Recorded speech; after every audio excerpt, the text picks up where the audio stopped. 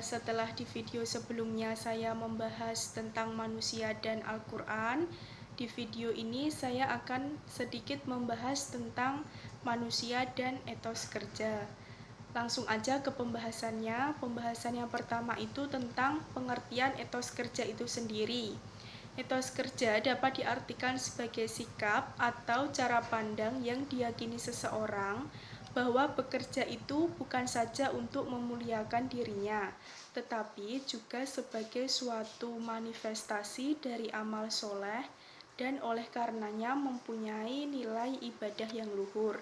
Jadi ketika kita bekerja itu belum tentu kita bekerja untuk diri kita sendiri, tetapi juga terkadang kita bekerja untuk membantu orang lain, untuk keperluan orang lain, dan disitulah terdapat manifestasi amal soleh atau nilai ibadah yang luhur.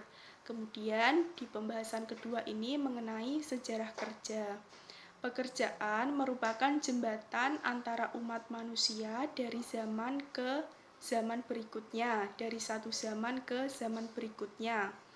Inilah yang membuat manusia dapat mengenal sejarah pada masa lalunya. Jadi, pekerjaan yang dilakukan oleh manusia pada zaman sekarang itu merupakan pekerjaan yang diajarkan oleh umat manusia pada zaman sebelumnya. Jadi, manusia zaman sekarang ini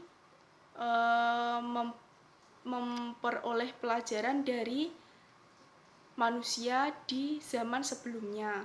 Kemudian karena aspek historisnya ini justru menyatukan semua umat dari waktu ke waktu, dari zaman ke zaman, sebagaimana yang dikatakan oleh Paus Pius tahun 1792 sampai 1878. Umat manusia disatukan sebagai satu komunitas melalui kerja.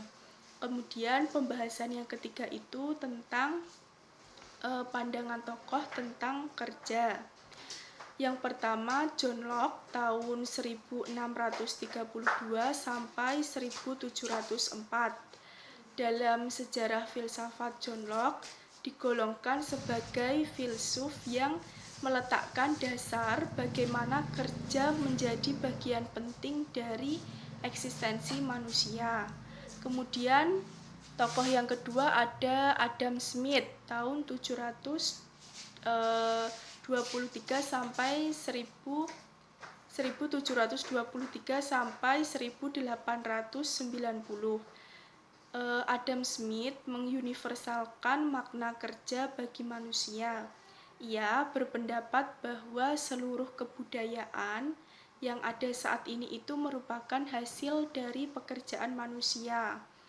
Kemudian tokoh yang ketiga itu Karl Marx tahun 1818 sampai 1883. Ia menempatkan pekerjaan sebagai realisasi diri melalui objektivasi. Ia mengakui bahwa pencapaian kenyataan manusia yang sepenuhnya hanya bisa terjadi melalui pekerjaan. Pembahasan yang keempat itu mengenai hakikat kerja itu sendiri. Kerja sangat erat kaitannya dengan eksistensi manusia. Kerja menyatu dengan keberadaan manusia. Dengan demikian, kerja adalah wadah bagi pembentukan diri manusia dalam membangun dunianya.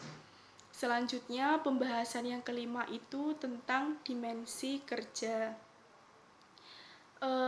Terdapat 3 dimensi kerja, yaitu yang pertama dimensi personal, yang kedua dimensi sosial, dan yang ketiga dimensi etis. Kemudian pembahasan yang terakhir yaitu tentang kerja dalam pandangan masyarakat Yunani. Pada masyarakat Yunani kuno, kerja atau pekerjaan itu kurang mendapat perhatian.